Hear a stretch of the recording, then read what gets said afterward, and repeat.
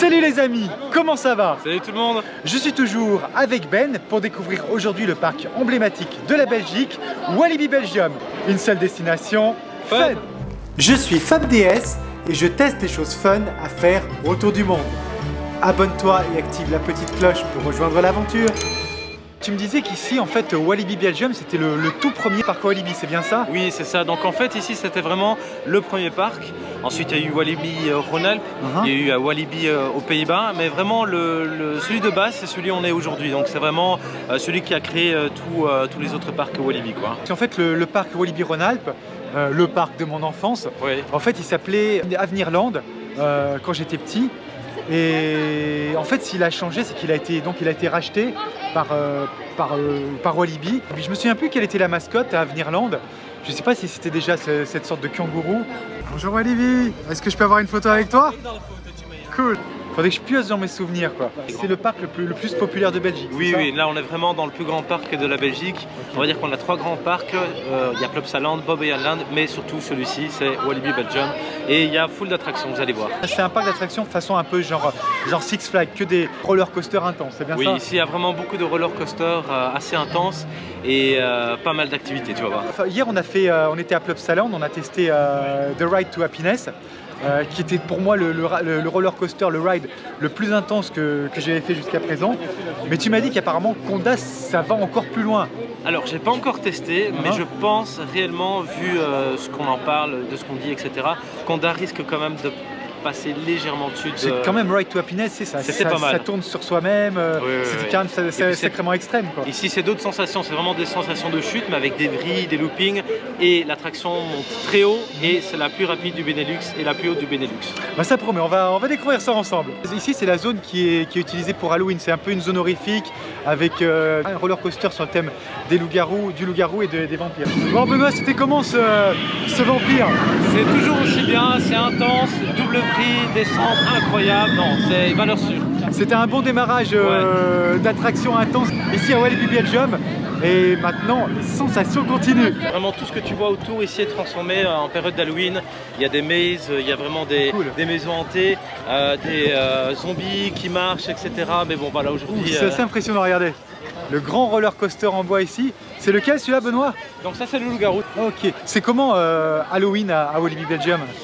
Ah ben ça n'a rien à voir je pense avec Universal Studios aux États-Unis, mais ça se défend bien on va dire, c'est pas mal.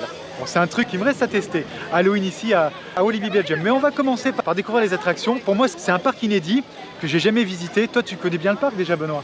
Je suis venu 3 fois déjà et j'adore. Franchement au niveau des sensations c'est bien plus que Plopsaland. Ok, quelle est ton attraction préférée ici? Peut-être qu'aujourd'hui ce sera Conda, mais jusqu'à présent je pense que c'était Pulsar. C'est un roller coaster qui plonge dans l'eau, c'est ça? Qui plonge en partie sur l'eau, ouais, tu vas voir, c'est assez impressionnant. Quand cette attraction est sortie, apparemment elle était présentée comme révolutionnaire, c'est bien ça? Oui, c'était vraiment unique au monde, donc c'est une attraction qui mélange à la fois la hauteur, la vitesse et le splash. Il y a une pierre mystérieuse qui a été découverte d'origine extraterrestre. Il y a des expériences qui ont été faites sur cette pierre et ça tourne mal surtout pour les gens qui sont à bord de l'attraction. En arrière!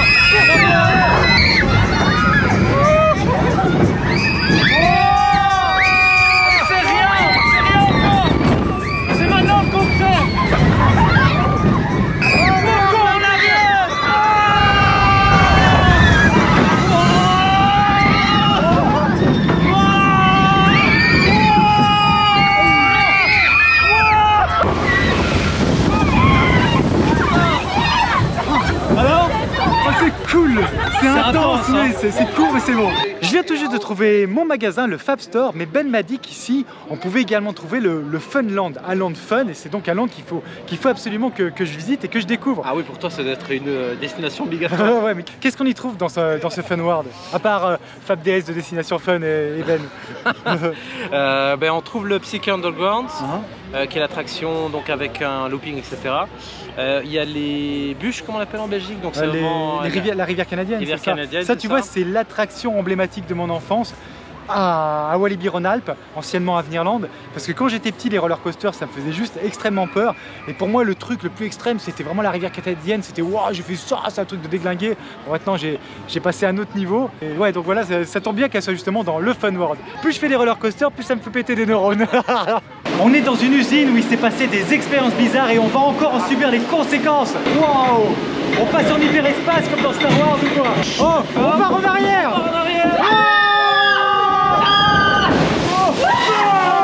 On est parti en arrière, on s'y attendait pas. Je suis trempé. C'est pour ça que ça s'appelle flashback. Ouais, exactement. On est trempé avant même d'avoir fait le grand splash. Jusqu'à présent, j'aimais les rivières canadiennes, mais pour la première fois, je fais une rivière canadienne à l'envers. À l'envers, c'est ma phobie dans les attractions. Surtout qu'on va pas arriver le grand splash. Ah ça y est, c'est reparti. Ouais, les chaussures FabDS, elles sont trempées. Ok, bonne nouvelle, on repart en avant. Mais on va être Mais ça va mouiller. Aïe aïe aïe. Je pense que l'heure est arrivée pour le grand plouf. Oh! Oh là là. Oh! Non!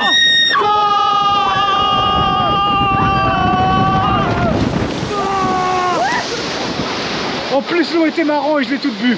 Oh. Je suis trempé hein. Ah, moi aussi c'est fini. C'est la fin. Une seule destination, plouf. Is it fun here? Cool, enjoy. Qu'est-ce qu'on trouve d'autre ici? Il y a un tout petit roller coaster pour les enfants juste ici qui s'appelle Ok. Fun Pilot. Ah en fait c'est surtout une zone pour les enfants quoi, c'est ça? Oui, c'est principalement, sauf le petit underground qui envoie du steak quand même. Ouais, je vois ça, c'est ce truc là.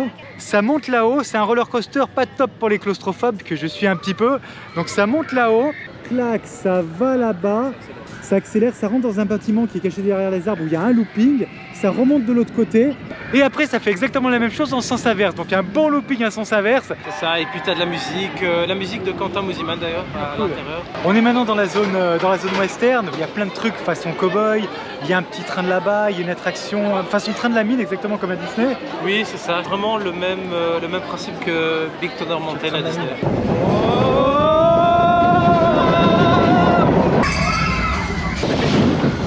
C'était comment Benoît? C'était court, court mais intense. C'est pas encore terminé. Ah, c'est pas fini? Et non, on a une deuxième tour. C'était cool. C'est cool, les attractions fun. pour les enfants c'est toujours un piège. On croit que c'est cool mais c'est quand même sacrément intense. Ben, question piège. Quelle est la meilleure nourriture de parc d'attractions que tu aies goûté et où c'était? J'ai un bon souvenir au restaurant à Disney, le truc de Aladdin, je me rappelle plus. Le buffet, c'était magnifiquement bon. Ah, le café à Graba, non? Oui, le Agrabah Café, exactement, c'est ça, c'était super bon. Mais en fait, tu sais quoi, moi, le café à Graba, je crois que j'y suis jamais allé parce que chaque fois que j'y suis allé, c'était fermé. C'est l'endroit où ils font des couscous, c'est ça, non? Oui, oui, non, Ouais, ils c'est font ça. des couscous. Chaque fois, il était fermé et chaque fois, j'ai jamais pu tester la nourriture de là-bas. Moi, en fait, ce que j'aime dans les parcs d'attractions, c'est qu'ils font des efforts pour faire des nourritures thématiques. Comme là, on est dans un restaurant façon cow-boy, j'ai pris des ribs, ça m'excite trop, je suis dans l'ambiance et tout. Et si je devais choisir la meilleure nourriture de parc d'attractions que j'ai goûté, je pense que ce sera à Disney. Et en fait, j'aimais beaucoup le restaurant, le Blue Lagoon. Je sais que maintenant, il a changé de nom, c'est genre le restaurant du capitaine Jack Sparrow, un machin comme ça. J'aimais beaucoup parce qu'en fait, on est à côté de l'attraction, on peut pas manger tranquille, il faut dire bonjour à tous les gens qui passent sur le bateau. Et je me souviens que la bouffe, c'était le truc à base de poisson et que c'était très très bon.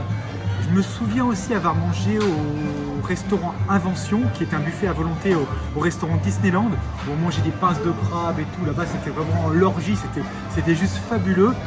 Et je me souviens aussi d'un restaurant de steakhouse dans le Disney Village. Je me souviens plus le nom, mais je me souviens avoir mangé des ribs super moelleux avec une sauce genre barbecue miel. Et c'était juste fabuleux. Je crois que c'était parmi les meilleurs ribs que j'ai mangé. Et vous qui regardez cette vidéo, quelle est la meilleure nourriture de parc d'attractions que vous ayez mangé et où c'était? Je vous invite à me marquer ça dans les commentaires de cette vidéo. Je suis très très très curieux de savoir. Ainsi que salade tomate mozza. C'est des ribs à la sauce barbecue apparemment, mais ils ont une petite saveur non identifiable et ils sont un petit peu secs. Je pense qu'ils étaient là depuis longtemps. Mais ouais, ça me fait plaisir de manger des travers de porc dans un restaurant style western. En plus, le thème des westerns, c'est vraiment, je pense, l'un de mes thèmes préférés. Dans le parc de mon enfance, Walibi Rhône-Alpes, à l'époque où il s'appelait encore Avenirland, c'était un parc dédié à l'univers des cow-boys. C'est peut-être pour ça que j'aime tant l'univers des cow-boys, c'est c'est un souvenir à lointain de mon enfance. Je trouve ça vraiment insolite qu'on puisse trouver des vols au vent comme nourriture de parc d'attractions. Le bonhomme a dit que c'était parce que c'était un plat typiquement belge. Ben, ça y est, le grand moment est arrivé, on pénètre dans Exotic World. C'est quel genre de zone ici, Exotic World? C'est la zone un peu Amazonie, jungle, et il y a 3 attractions. Donc il y a le Tiki Waka. Tiki Waka, c'est celle qui passe au-dessus de notre tête en ce moment. Ouais. Hop là. Ici. Et c'est un peu une attraction familiale, je vois.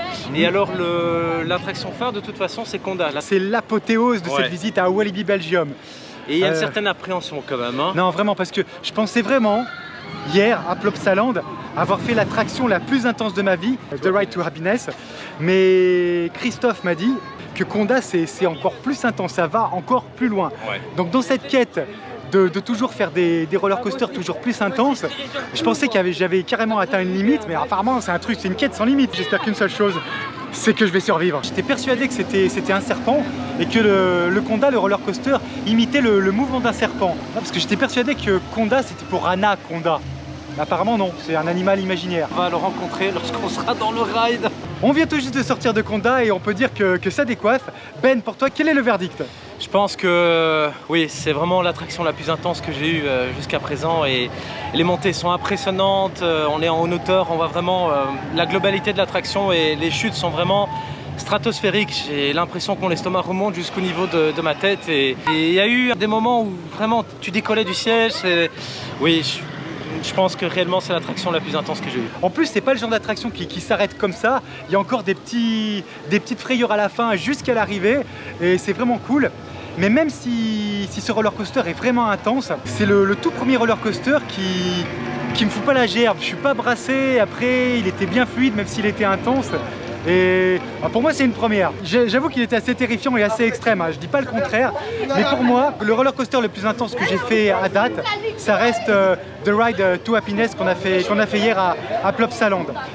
Et en termes de roller coaster pur et dur, je pense que le roller coaster que j'ai fait l'année dernière à Linnanmäki, le parc d'attractions de Helsinki, donc Taiga, qui imite le vol d'un aigle, pour moi Taiga reste plus intense que Conda. Pour moi, les 3 roller coasters les plus intenses que j'ai fait sont en premier The Ride to Happiness de Plopsaland, en deuxième Taiga de Linnanmäki, le parc d'attractions de Helsinki, et en troisième Conda à Walibi Belgium. Mais je pense que The Smiler de Alton Towers arriverait également à égalité en 3e position sur le podium. Et toi Ben, si tu devais faire un top 3, quel serait ce top 3? Le premier, je dirais le Blue Fire à Europa Park, impressionnant. Deuxième Conda. 3e Ride to Happiness. Je pense qu'ici dans le Fun World, c'est l'endroit idéal pour clôturer cette journée. Merci d'avoir regardé cette vidéo. On se retrouve bientôt pour une nouvelle aventure, une seule destination, fun. Abonne-toi et active la petite cloche pour ne pas manquer mes prochaines aventures et viens découvrir mes autres vidéos.